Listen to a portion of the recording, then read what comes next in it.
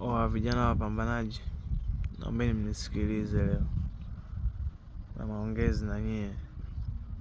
Kwenye maisha bwana, kuna changamoto nyingi nazozipitia, aidha ni manyumbani, aidha ni makazini tulipo, aidha sehemu yeyote ile ambapo ya kujitafutia riziki.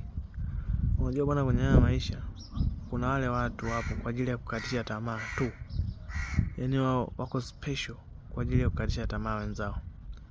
Sasa mimi nakushauri, ikitokea umekutana na mtu wa hivyo, mkatisha tamaa, au unakuta kwa mtu fulani anakuconvince sana umwambie mambo yako, yaani anakuconvince, anakushawishi.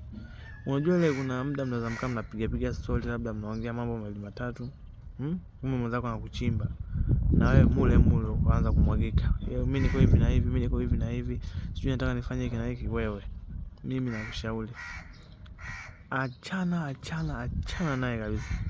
Epuka kuongea mambo yako ya siri kwa mtu yeyote ile, maana dunia sasa watu waaminifu ni wachache sana.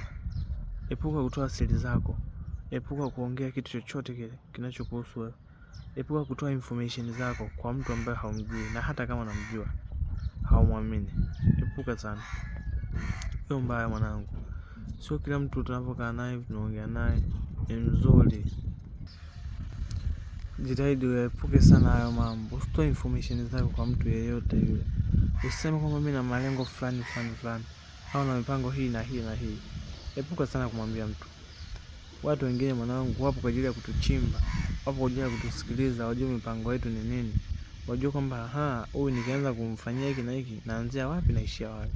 Kwa hiyo sasa wewe usikurupuke tu mwanangu, yani umeenda hivi na hivi, hivi na hivi, hivi na hivi, nataka nioe, nataka nijenge, nataka nifanye hivi nyumbani kwetu, nataka ninunue kiwanja.